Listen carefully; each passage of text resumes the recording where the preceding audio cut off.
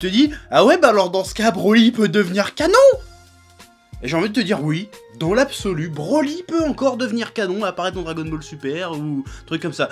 A priori, dans l'absolu de l'infinité des possibilités de l'univers, c'est possible. Mais si jamais ça arrive, il faut bien que tu te rentres un truc dans le crâne. Ce ne sera pas le même Broly que celui qu'on a vu dans le film. Ce n'est pas possible, pour des raisons de cohérence, de narration et tout ça. Donc même si Broly réapparaît, tout ce qui s'est passé dans le film Broly, bah ne sera qu'encore plus invalidé en fait. Donc voilà. Ce qui est en train de se passer, c'est une grande leçon de vie. Une grande leçon de vie. Parce que ça te dit que quand tu crois réellement en quelque chose, que ton cœur est pur, que tes intentions sont nobles, que ta passion est sincère, eh ben la vérité finit toujours par éclater. La passion rend toujours ce que tu lui as donné. Et j'ai dédié ma vie à la passion. Et elle me le rend bien. Et ça c'est beau, c'est magnifique, c'est beau. Alors, je parle bien évidemment de ce qui s'est passé avec l'affaire Broly. Alors là, normalement, le chef d'il y a quelques semaines, quelques mois de ça, se serait pointé en costard, grosses lunettes de soleil, en mode l'oracle est de retour. J'étais même à deux doigts de me commander un petit chapeau de pape, tu vois, pour faire genre que je suis devenu un saint. L'oracle cosmique avait propagé la bonne parole. Mais c'est se tromper de chemin. C'est se tromper de chemin. C'est plus mon délire. C'est plus mon délire. Même si c'est très drôle, même si certains le mériteraient. Je sais plus mon délire. Là, je vais prendre la posture du... Pas prendre la posture de l'oracle. Enfin, je suis quand même un peu l'oracle. Parce que, bon, il faut bien admettre que j'avais prédit plein de choses de Dragon Ball Super. Des trucs les plus importants. Mais je ne vais pas m'enorgueillir. Ça ne sert à rien. Je vais t'expliquer les secrets de l'oracle. Je vais t'expliquer plein de trucs. Chose que j'ai déjà expliqué dans plusieurs vidéos. Mais les gens oublient vite. Hélas. Parce que ils sont un peu aveugles à la passion. Et je vais prendre la posture du sage. Même si c'est très orgueilleux de se prétendre sage. Mais je vais en tout cas essayer de tendre vers la sagesse, de tendre la main. Parce que à l'heure qu'il est, avec toutes les révélations qu'il y a eu cette nuit, qui était une nuit de dingue, j'ai fait même un petit live sur le coup de l'émotion, bon, j'étais un peu agité. Mais là, la nuit est passée, j'ai réfléchi, la nuit porte conseil, et je sais enfin quoi penser précisément, quoi dire sur cette affaire Broly. Alors je vais pas te faire l'historique de ce qui s'est passé cette nuit, bon allez vite fait, je vais te le faire. L'affiche du prochain film Dragon Ball Super avait leaké, mais le style graphique étant très différent de ce qu'on a l'habitude de voir, c'était très difficile d'identifier s'il s'agissait d'un fake ou pas d'un fake. Donc ça a été le sujet pendant 2-3 heures. Puis la Toei a fini par avouer, par leaker le truc, officiellement en disant oui, c'est bien le prochain film Dragon Ball Super Broly. Et là tout le monde s'enjaille, comme d'habitude, s'enflamme. Oui, le Broly gaillon en PLS, Broly canon, chef en PLS, Gaki au pinacle, des trucs comme ça. Alors, et là j'ai envie de dire, je trouve ça... Dans un premier temps, j'ai trouvé ça assez ironique, voilà, je me moquais de ceux qui n'avaient toujours pas compris que, en fait, ce qui vient d'arriver était la plus belle preuve, la preuve ultime. Bon, c'est un peu de ma faute, parce que normalement j'avais l'interview de Yamauchi, le mec qui a créé Broly, qui a réalisé le film Broly, qui allait dans mon sens. Je vais essayer de la sortir incessamment sous peu, il faut que je fasse les sous-titres et tout, c'est un peu chiant, c'est pour ça que je l'ai pas encore sorti. Qui allait dans mon sens, qui expliquait exactement tout ce que j'expliquais. Mais voilà, là, il y a cette preuve ultime, il y a ce mot de Toriyama, je le mettrai sûrement dans la description, mais je pense qu'à l'heure où je vais sortir cette vidéo, tout le monde aura lu tout ça. Et c'est la preuve ultime que depuis le début de cette affaire de Broly, je ne fais que vous expliquer la vérité. Ce que j'ai dit sur Broly, c'est pas moi qui le dis. Ça, je l'ai déjà dit aussi, cette phrase. C'est pas moi qui le dis, ce que j'ai dit sur l'histoire de Broly, sur la cohérence d'un univers, sur la construction d'un personnage, sur la cohérence d'un scénario, sur la narration, tout ça. C'est pas moi qui le dis, c'est pas une théorie, c'est pas quelque chose que c'est moi le chef, dans ma chambre, devant ma caméra, je sors et que c'est la vérité absolue. Non, ce que j'ai dit sur Broly, c'est un truc qui a été établi par des millénaires d'histoire, de littérature, j'ai envie de te dire. Il y a des règles dans un récit, quel qu'il soit, et il faut respecter ces règles, parce que quand on ne respecte pas ces règles, bah l'histoire n'est pas bonne. L'histoire n'est pas bonne, et le truc n'a aucun sens, et ton histoire est mauvaise. N'importe qui peut écrire une histoire. Et dans l'absolu, c'est vrai, un auteur peut faire ce qu'il veut. Mais il y a des règles. Un auteur peut faire ce qu'il veut avec ses règles, à condition de jouer avec ses règles. Sinon, son histoire n'a plus aucun sens, n'a plus aucune cohérence, n'a aucune espèce d'importance, et finalement ne racontera rien, en fait. Donc, je vais revenir sur cette histoire de Broly, canon, pas canon. De toute façon, en début de vidéo, je t'ai sûrement mis l'extrait que ce que je disais déjà il y a plus d'un an de ça. Que si Broly devait un jour apparaître dans Dragon Ball Super, ce ne serait pas le Broly qu'on a connu. Pour toutes les raisons scénaristiques, conceptuelles, que je t'ai expliqué au cours de mes vidéos et que je passe mon temps à expliquer sur ma chaîne en réalité.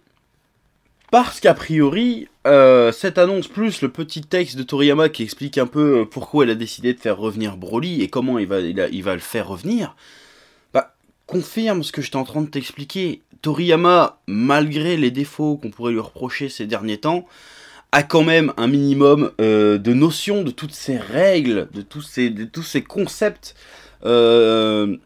qui vont avec la création d'une histoire. Que tu es obligé de respecter ces concepts, ces histoires-là, parce que sinon, comme je viens de te le dire, ton histoire n'a aucune substance, n'a aucune cohérence, n'a aucune pertinence, n'a aucune consistance réellement. Et Toriyama, elle connaît ces règles. Même s'il n'en parle jamais, même dans Dragon Ball, tu vois, Dragon Ball, c'est pour ça que je pense que Toriyama a été un génie à un moment donné, je sais pas s'il est encore toujours, mais Toriyama, tu vois, il y a la passion. Il y a la passion. Qu'est-ce que j'appelle la passion? La passion, c'est... Comment expliquer la passion? C'est compliqué.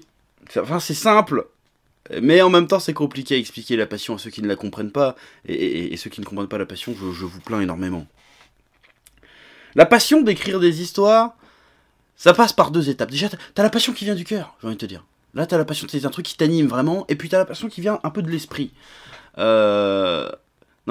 Normalement, un mec normal, un artiste normal, fait jouer un peu les deux. Parce que la passion, c'est tout ce que t'as envie de raconter, et là, c'est comment tu vas le raconter. Tu vois ce que je veux dire? Et les trucs se fusionnent. Et après, t'écris une histoire qui se tient, qui est bien, qui marche. Je pense que Toriyama fait partie des rares personnes qui sont des génies, parce qu'en fait, les deux, la passion de l'esprit, la passion du cœur, tu vois, je pars en couille totalement dans mes explications, je sais, mais il faut que tu comprennes ça.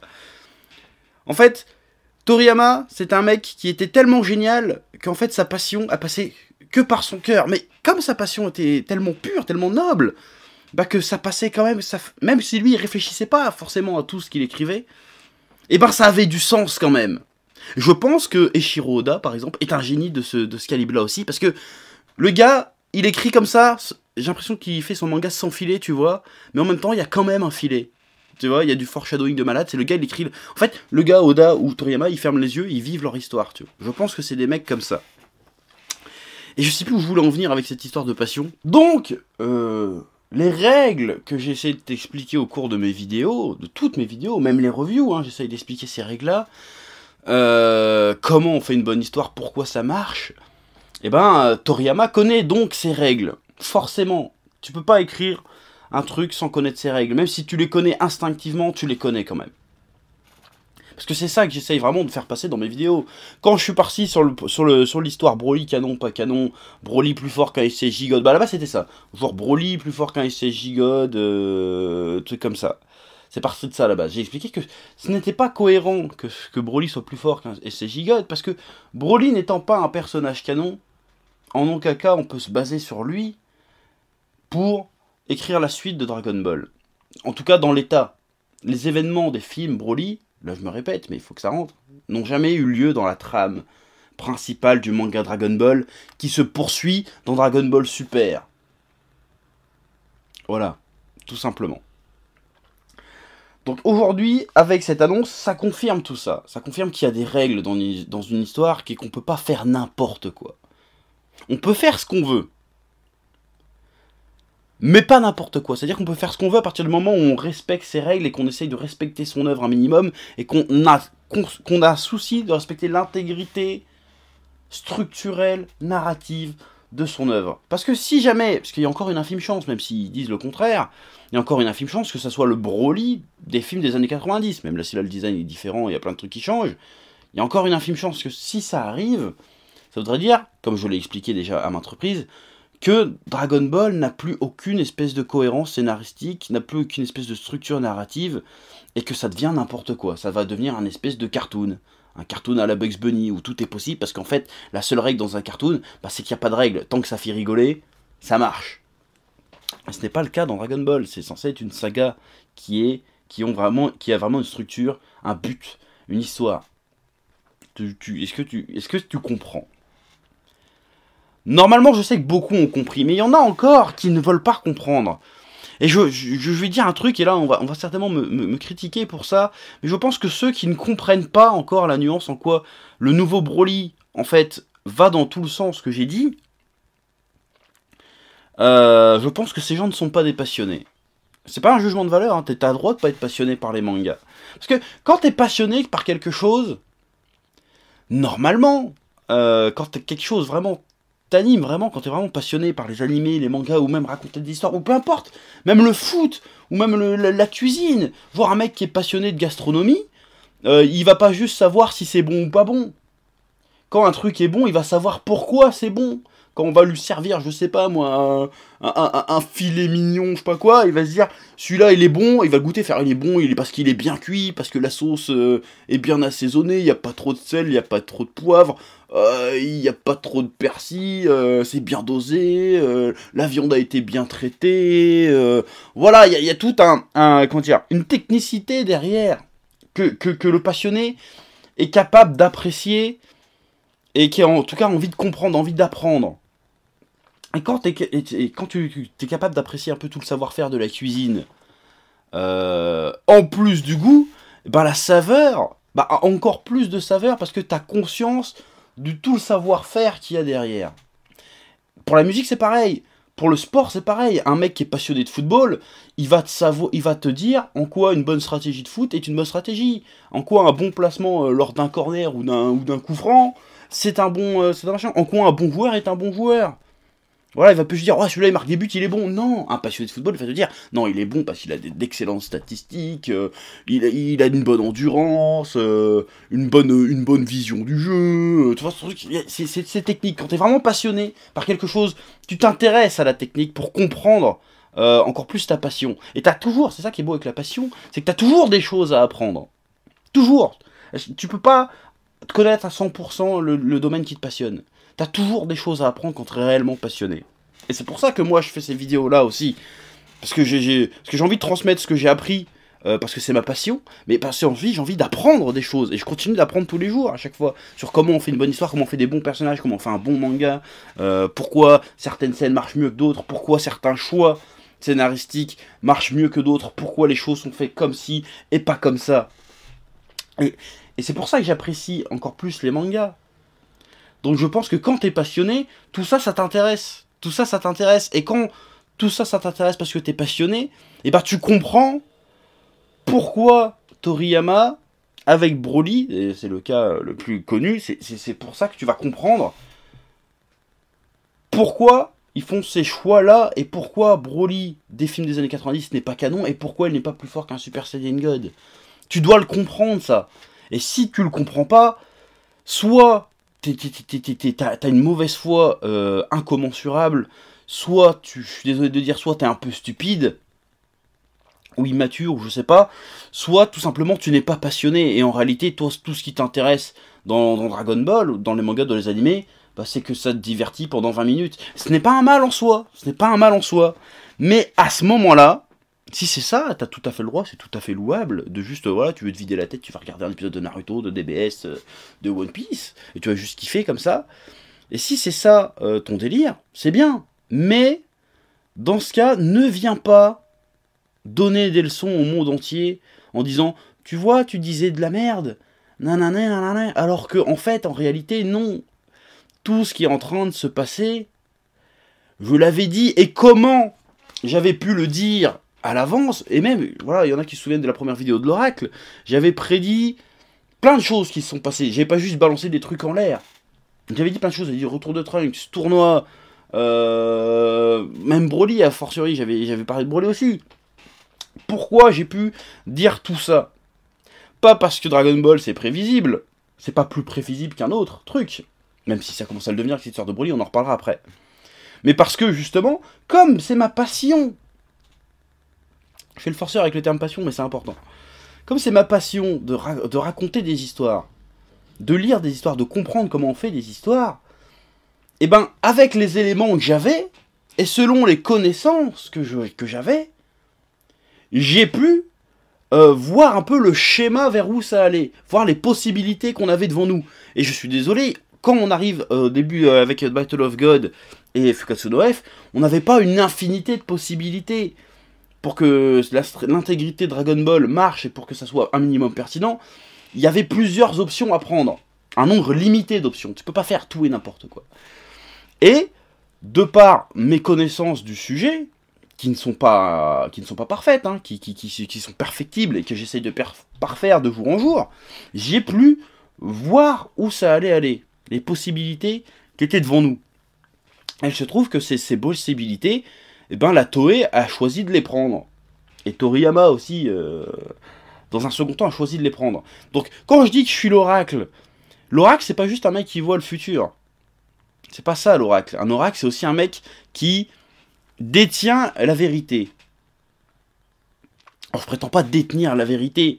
Parce que la vérité, bon, on va pas partir dans la philosophie, mais j'avais la prétention, si tu veux, d'au moins essayer de comprendre comment ça marche de raconter une histoire, comment ça marche un univers, comment ça marche un manga.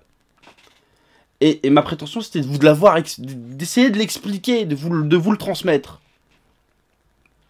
Et il y en a à qui, la grande majorité, parce que je sais, je vous rencontre en convention, on discute et tout, ce transfert, cette transmission a eu lieu pour beaucoup d'entre vous, et ça c'est cool.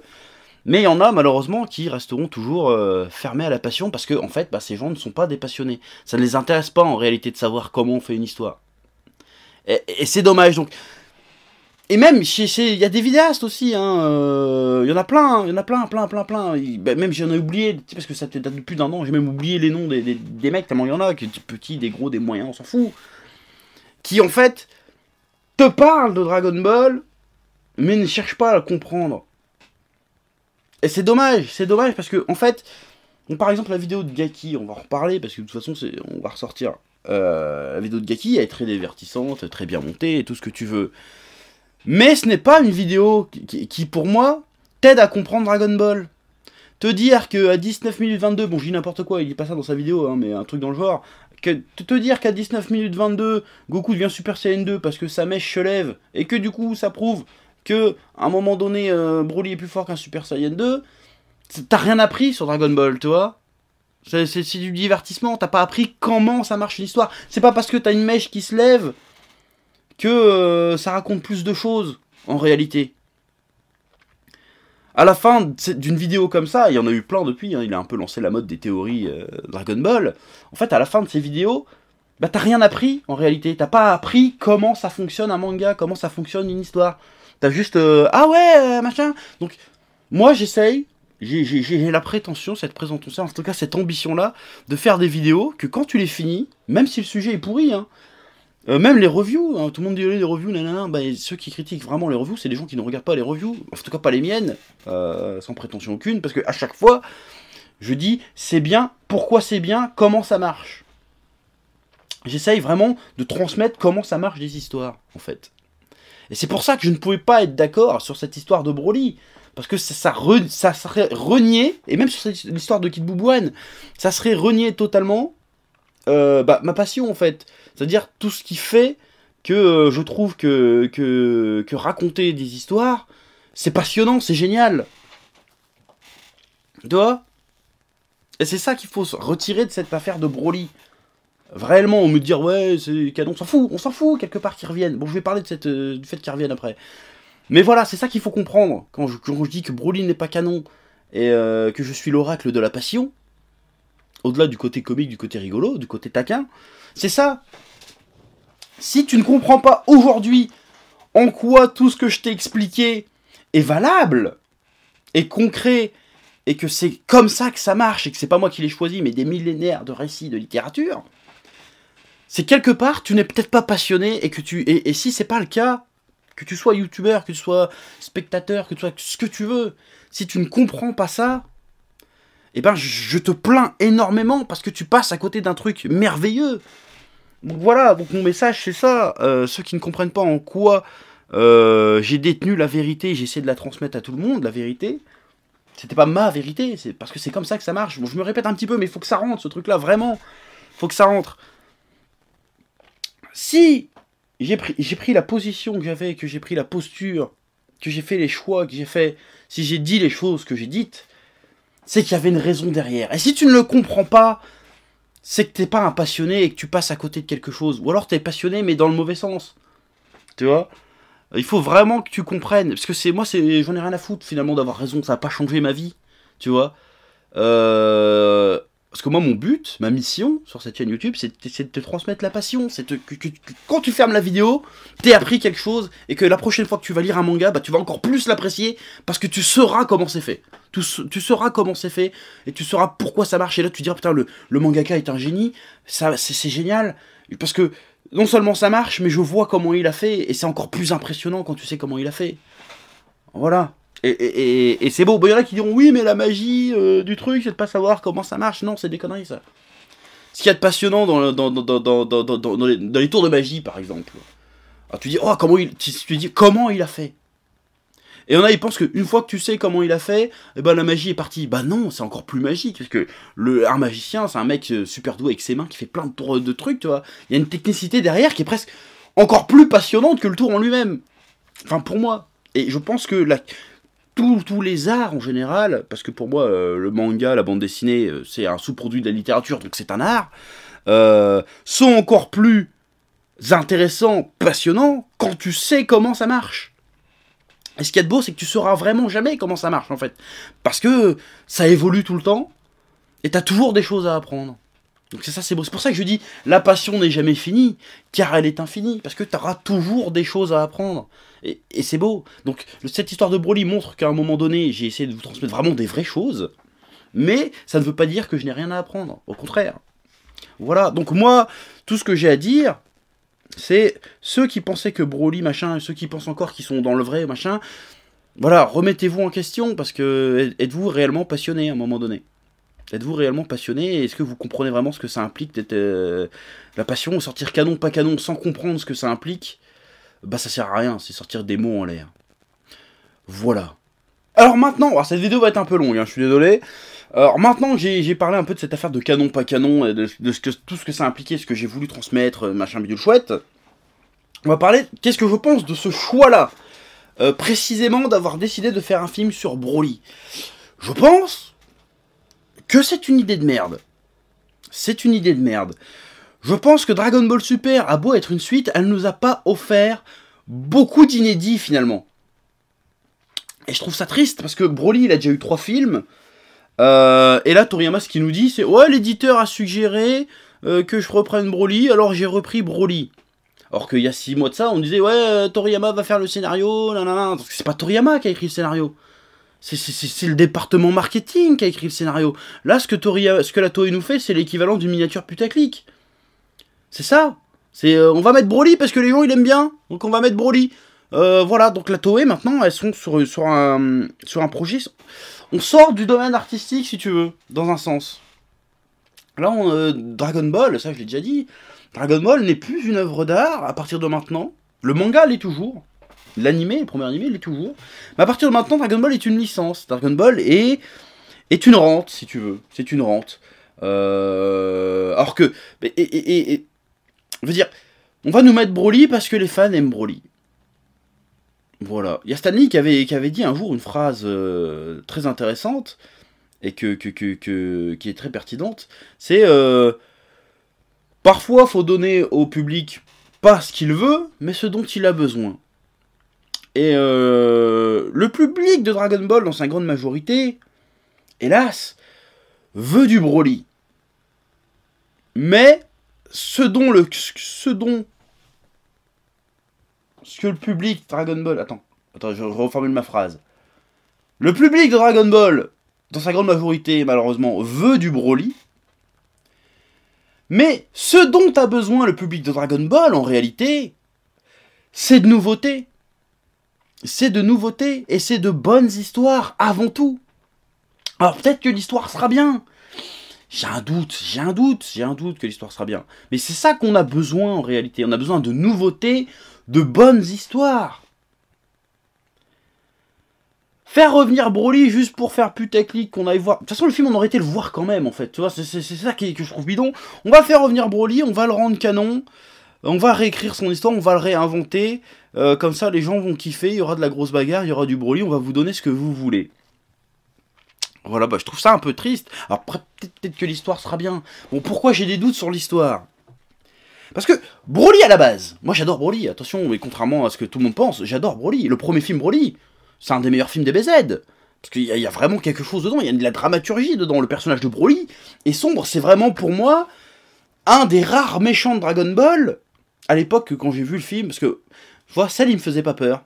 Quand j'étais petit, hein. Cell me faisait pas peur. Freezer me faisait pas spécialement peur. Parce qu'il y a eu beaucoup de censure. Donc les trucs les plus hardcore que Freezer et Cell ont fait, on les voyait pas, tu vois, à l'époque. Mais Broly m'avait foutu les jetons. Je veux dire, quand je regardais le film Broly, j'ai hésité à le revoir. Quand j'étais gamin, je l'ai vu plusieurs fois, mais j'ai hésité à le revoir parce que j'avais une angoisse, tu vois.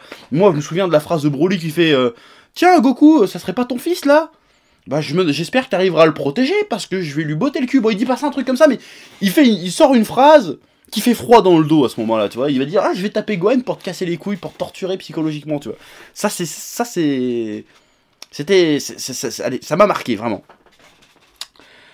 Donc le film Broly était sombre. Il y avait un petit côté tragédie shakespearienne, tu vois, avec l'autre qui se fait trahir par le roi. Une des premières scènes, c'est quand même Broly qui se fait poignarder par le roi Vegeta. Bon, c'est hors champ, mais tu le vois quand même. Il se fait jeter aux ordures comme une merde avec son père. La planète est détruite. C'est une tragédie atroce. Il crève l'œil à son père. Le mec, il est fou.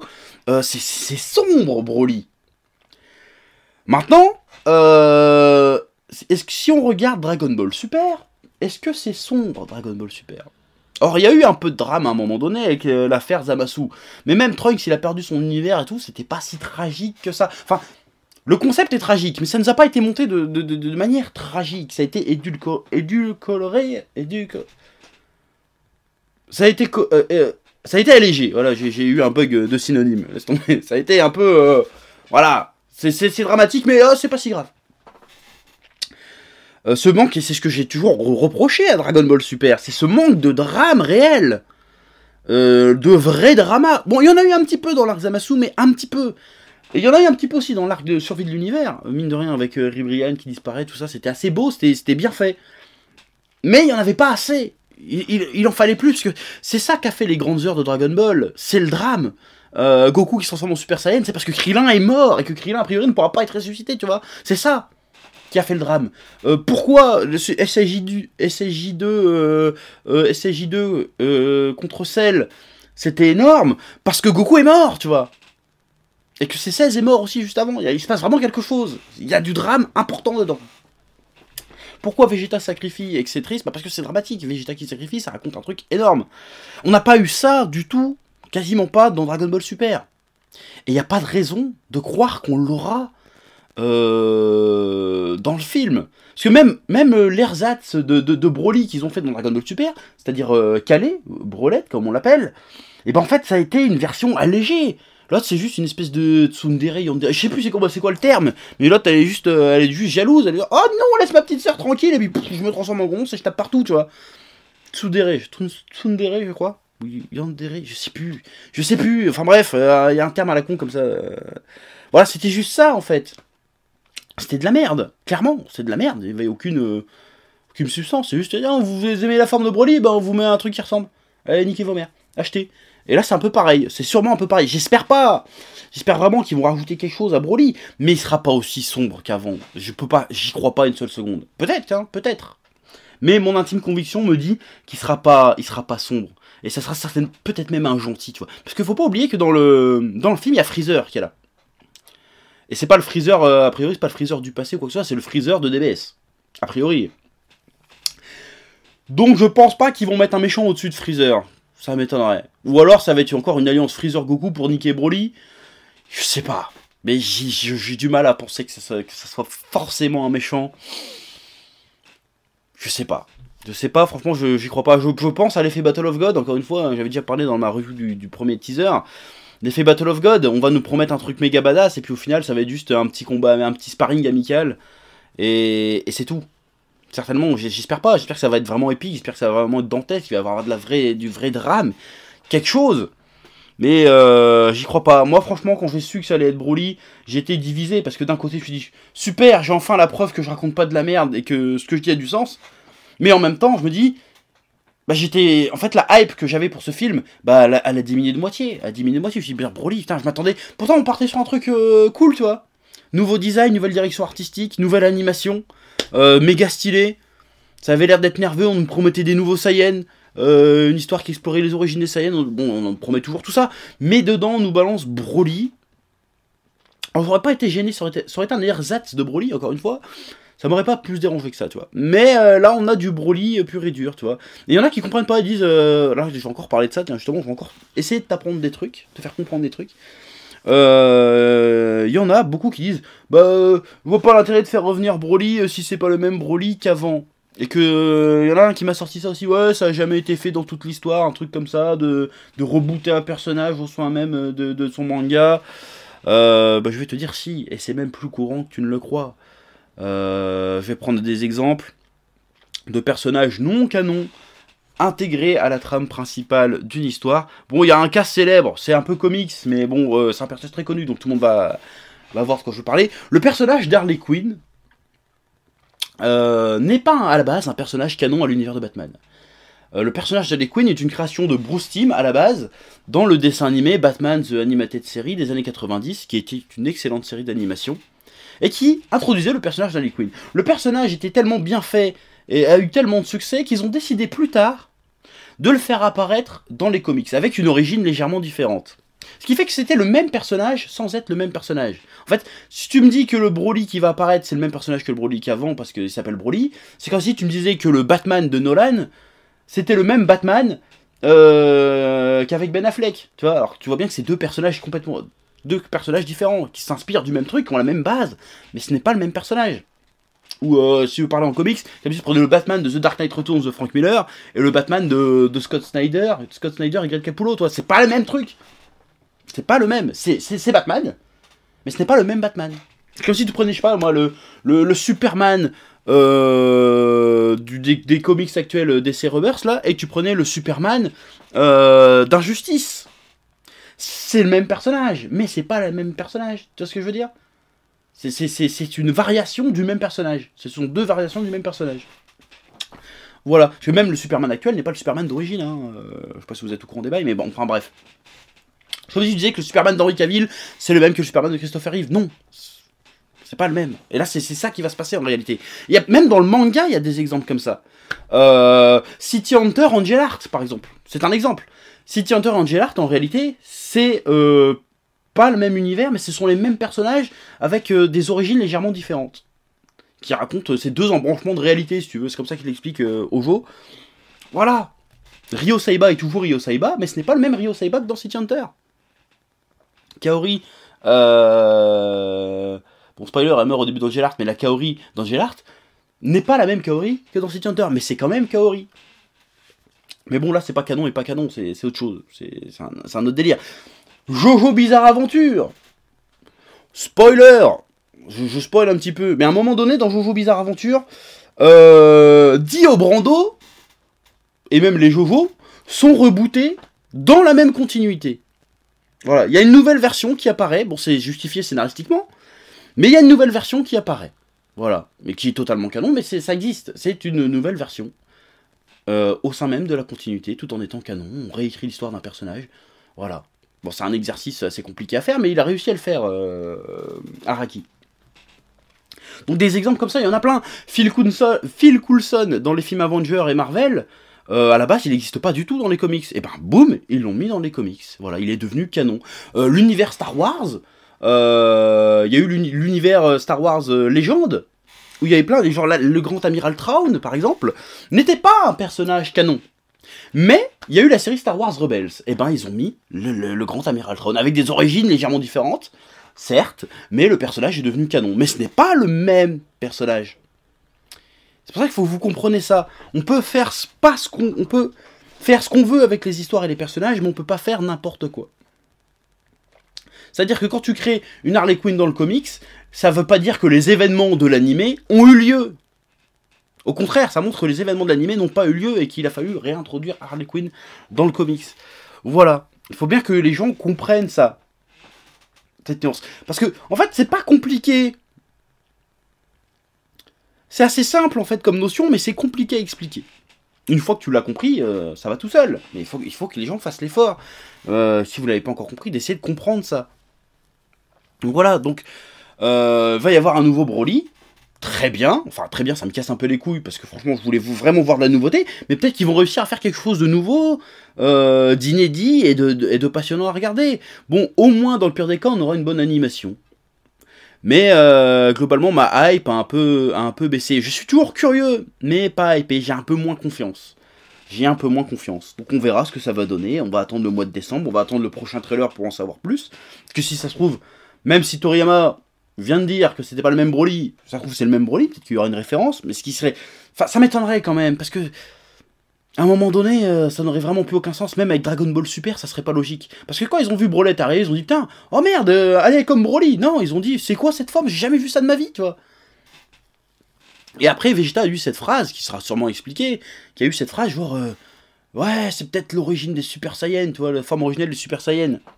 Et peut-être que ça sera expliqué dans ce film-là. Après, comment ils vont expliquer la présence de nouveaux Saiyans, de la planète Vegeta, je sais pas. Certainement, comme beaucoup pensent, ça sera peut-être avec le vœu de C17 qui a dit de restaurer tous les univers. Donc peut-être que peut-être que les Dragon Ball les ont fait revenir tels qu'ils étaient à l'origine. Et donc que les Saiyans, les Namek, les machins ont été ressuscités. Parce que les Namek, tous les Namek avaient été disparus avec le cataclysme, tout ça...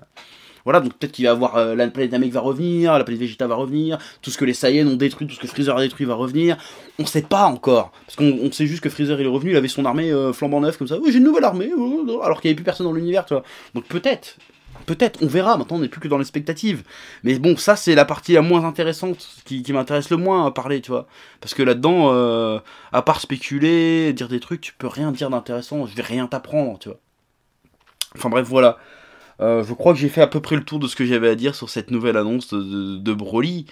Voilà, donc ce qu'il faut retenir là-dedans, c'est que si tu comprends pas, arriver là, et même après avoir vu cette vidéo en entier, en quoi ce que je t'explique depuis le début est valable, est vrai, est réel et concret, et en quoi tout ce qui a été dit sur Broly avant... bah finalement ne l'est plus, et je suis désolé de le dire, c'est pas par orgueil, par ego que je dis ça, parce que ce sont les faits. Tout ce qu'on t'a dit avant sur Broly, bah maintenant, officiellement, aujourd'hui, là, ça ne vaut plus rien. Alors ça existe à part de Dragon Ball, attention, à part de la grande continuité, ça existe toujours dans la galaxie Dragon Ball, si tu veux, mais tu ne peux plus prendre en compte du tout ce qui a été dit avant, parce que c'est une autre histoire. Voilà, je me répète encore un peu, mais c'est une autre histoire. Donc là, on fait table rase. Il va s'inspirer de ce qu'il y a eu avant, certes, il le dit, mais c'est tout. On part sur un nouveau truc, sur un nouveau délire. Enfin, nouveau sans être nouveau vraiment, parce que là, on se ressort un truc pré-mâché encore de Broly, mais bon, voilà. Il faut que tu comprennes ça. Donc, chef en PLS, non. Pas du tout. J'aurais pu prendre le parti de me dire, ouais, je suis un génie, je suis un demi-dieu. Bon, je l'ai fait un peu sur Twitter pour troller, mais j'aurais pu être exécrable dans cette vidéo en disant, j'ai raison, vous êtes des merdes. Mais non, non, c'est plus, voilà, je pense que c'est pas la bonne méthode. Voilà, donc j'essaye de tendre la main. Venez vers la passion. La passion est généreuse, la passion te récompensera.